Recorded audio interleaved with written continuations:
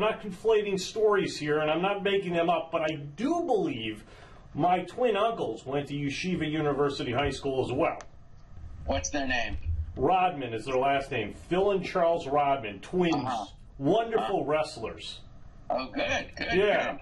But I have to double check on that. I meant to do that last night, and I didn't get a chance to. I never wrestled against them. That's all I can tell you. All right. Well, thanks for taking the time. Sure. We'll try to make this as painless as possible. Why is it necessary for executive and legislative branches to always work together? It's not. And the framers of our Constitution clearly set up two independent branches of popularly elected people, namely the presidency and the legislative branches, and made them co-equal. The president has no greater power under our Constitution than does Congress, and we have a system of checks and balances. And when you're making a deal of the kind that the administration is proposing to make with Iran, you must get the agreement of both branches, and the Congress must have an opportunity to check and balance and scrutinize any deal that the administration wants to make. Some Democratic lawmakers say Republicans are intentionally trying to drive a wedge between Democrats and Israel. Do you see it that way? No, I don't. I think that there are too many people trying to use the Israeli-American relationship in a political way. I think it's tragic that some Democrats are not going to come to listen to Prime Minister Netanyahu. I think they have an obligation to listen to all sides of this issue. It's part of their role. They're elected to make decisions based on information. You walk out on tyrants like Ahmadinejad. You don't walk out on America's allies from a democracy like Benjamin Netanyahu. So I think that the administration has made this too partisan. For example, who would ever imagine that when the president invites somebody to come to the White House, he would have to check first or get the approval of the Speaker of the House? Nobody would say that. And why should the Speaker of the House need to get the approval or even notify the president if they want to bring somebody to present an opposing point of view to the president's to Congress? I think that's what separation of powers is all about. Each branch has its own authority. None is superior to the other. Do you suppose that the optics at this point is going to completely obliterate the reason behind Prime Minister Netanyahu coming here to address Congress? I don't think so. I think that Prime Minister Netanyahu will make a brilliant and persuasive speech, and as soon as he does that, people will forget about the alleged protocol breaches and will listen to the merits. That's why it's so tragic and appalling, in my view, that any Democrats would refuse to come and listen to what the Prime Minister has to say. I can tell you this. I will never vote for or support any congressman or senator who does not appear at the Prime Minister's speech. That is such a show of disrespect for the nation state of Israel and for its Prime Minister and for our system of checks and balances and democracy. But you have some members of Congress who are saying, look, Israel is 2 weeks away from elections. This is a stunt. This is a stunt that Netanyahu is pulling to garner votes. Well, I think on the other side, you hear arguments that this is 2 weeks away from an election and the president's refusal to see the prime minister and the president's apparent encouragement of Democrats not coming to see him is a stunt designed to elect somebody other than Netanyahu. So we hear arguments about stunts on both sides. I can't speak for Speaker Boner, but I can tell you this. Prime Minister Netanyahu has devoted his life to trying to prevent Iran from developing nuclear weapons. He would have accepted an invitation to come to speak to Congress about this proposed idea between Iran and the United States, no matter when it happened. It probably would have been better had it happened after the election or a couple of months before the election, but that's not when the deal is being proposed. The deal is coming to fruition now. So this is an appropriate time for the elected leader of the nation state of the Jewish people to make his case against what he regards, what I regard, what the New York Times columnist David Brooks, what the Washington Post all regard as a bad deal. This is not between the President of the United States and the Prime Minister of Israel. This is between many thinking people in Congress and in the media and the administration, the Obama administration. There's a division of opinion, and everybody should listen to both sides of the issue. But the Prime Minister isn't at the table with these negotiations. He's living in a vacuum. How does he really even know? How can we even suspect that he has an inkling as to what is going on at that negotiating table and what the deal really looks like? Believe me, he knows. He has very good intelligence, number one. Number two, what is the administration really saying? That it's too early to protest the deal now because it hasn't been made? And as soon as the deal is made, they'll say it's too late. This is the perfect time, based perhaps on imperfect information, but we know that the deal contains a sunset provision that would allow, indeed encourage Iran to develop nuclear weapons in between 6 and 7 years. They say 10, but 10 always means 6 or 7 in this context.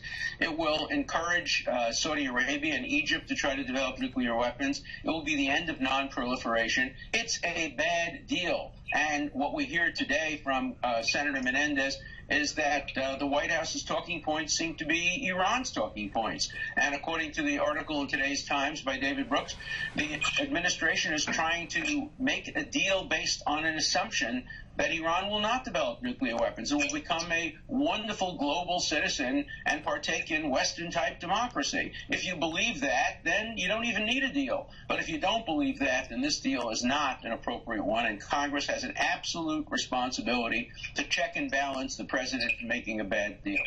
So is the alternative just to bomb their nuclear facilities, Iran's nuclear facilities? Because, I mean, there is certainly a thought out there, look, whether we give them approval, the globe gives them approval, they're going to go ahead and do it anyway. No, I don't think so. I think that if the sanctions were maintained and strengthened, and if Iran were driven into even greater economic problems with the reduced price of oil and sanctions, it might dissuade them on a rational basis to stop their plan to develop nuclear weapons. I'm not advocating a military strike except as an absolute last resort. I have to tell you, though, if the option is between Iran developing nuclear weapons with ICBMs, intercontinental ballistic missiles, and triggers, and using surgical military strike to prevent that, I think the worse alternative, and they're both bad alternatives, would be a military strike. I think the worst thing would be to have Iran develop nuclear weapons. By the way, I'm quoting President Obama on that. President Obama said it would be a game changer, and he would not allow Iran to develop nuclear weapons. He apparently has changed his mind on that. I don't know on the basis of what information he's changed his mind, but he's apparently changed his mind. He looked me straight in the eye in the Oval Office and said, Alan, you know me. You know I don't fake. Iran will not be allowed to develop nuclear weapons. Now he's saying that they will be allowed to develop nuclear weapons within 10 years, which means 6 or 7 years, because, first of all, they will cheat. They're already cheating. And second of all, the sanctions have disappeared, so there's no real pressure on them not to develop nuclear weapons. I think this is a deal with the devil, and I think it's a very, very bad deal. What do you suppose presumptively has changed the president's mind? I think he sees a global fix to the Iran problem, just as Neville Chamberlain saw a global fix to the Nazi problem in 1938. Just give them a Sudetenland, and we'll have peace in our time. Just give Iran normalcy, eliminate the sanctions, allow them to develop nuclear weapons, and they will behave like a peace-loving country. That's the bet that the administration is making. The administration should not be allowed to make that bet without the approval of Congress, and I believe that most people in Congress do not agree that that is a good bet to make on the American future and the future of American allies in the Middle East. Should voters in this country lose faith in members of Congress who boycott Netanyahu's visit? Absolutely. First of all, they're abdicating their constitutional responsibility. Second of all, you don't walk out on allies. You walk out on tyrants like Ahmadinejad when they deny the Holocaust. But you don't walk out on an ally. And you don't refuse to listen. You come, you listen. If you don't agree with them, you hold a press conference, but you listen. That's what democracy is all about. The marketplace of ideas requires that you listen to all sides, and you don't walk out on an ally. I think it's a disgraceful act, and an act that violates the constitutional principles of every member of Congress. Senators such as Kentucky Senator John Yarmuth believe that attending this address will amount to not supporting President Obama's foreign policy. Is that a fair assessment?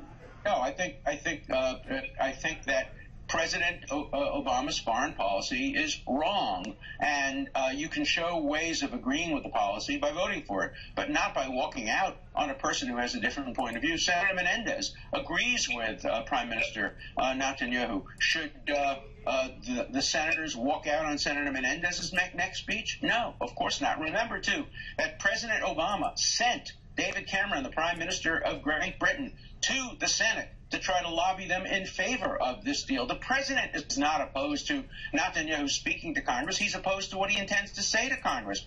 That's why that senator is right. This is a referendum on the president's foreign policy, and every member of Congress who disagrees with the president should vote against it, but every member of Congress should listen to all sides of the issue.